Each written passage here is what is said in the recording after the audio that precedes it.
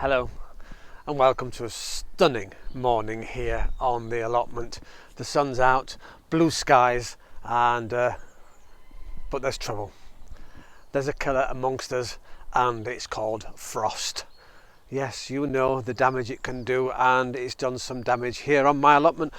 Funny enough, one of my viewers from Wakefield, Darren and Joseph, Darren sent me some photographs today. Some beautiful plants is growing and they're all doing really well until yesterday, and the frost hit his tomatoes and he's lost them all, forgot to cover them up. As you know, I've got my polytunnel here and I've just been into it this morning, and stupidly yesterday I left the side vents open, and I've got in today and the frost has gotten into my growing frame, and it's, I think, killed off my tomatoes and also my cucumber plants. However, here's a photograph. They're now in the other greenhouse on the heated panel with the light above it. I put extra heating in there. The sun's out today, fingers crossed, and I've put them into a plastic bag. So its own little cultivator, fingers crossed I can get them back. Unfortunately, you can't actually see it from the picture, but the soil is solid. So it's actually frozen the soil within the growing frame. So please protect your plants from the frost. It got really cold last night and I'd not noticed, as I said. I left the vents open. However, on a brighter note, some of the other plants I've got growing here on the allotment are still thriving and can get through the frosts.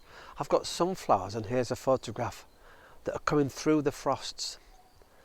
It's incredible. The cabbages that are there, again, surviving through the frosts. I've just looked through my greenhouse here. You might not be able to see it, but I'll take a picture. I've got one pea plant growing. I'm really excited. The other thing the frost took from the allotment were the last of my daffodils. They were quite strong yesterday. I'll take a picture, and today they're all bent over. I'm hoping the sun may revive some, but again, I think they've succumbed. Well, I've got some more planting to do, so I'll be using this lovely thing. But before we go, why not pop to see what Darren actually has left. And he's got some beautiful strawberry plants, and they're going to be amazing. Hopefully get lots of strawberries off those. And look at this beautiful bell propagator, and inside that there's a chilli plant. And I know it's the first time you've grown chilies, so fingers crossed and good luck. We've had quite a few chilies last year. We had Rob and Carol down in Derby. They grew chilies, and well, Rob built his own chilli wagon, so it was very impressive.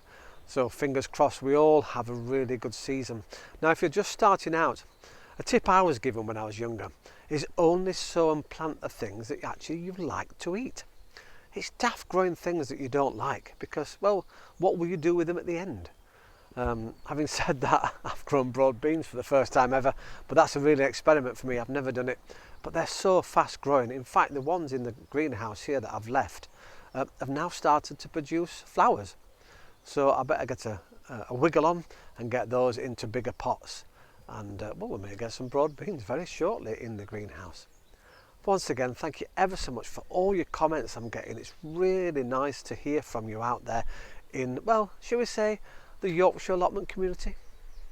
Why not subscribe and be part of this growing season, because we've got competitions coming up, and it'd be great if you could all send pictures in and enter all those throughout the summer months. Well, I better crack on, but once again, thank you ever so much for watching Jeremy's Yorkshire Allotment Adventures. Ta-ra for now.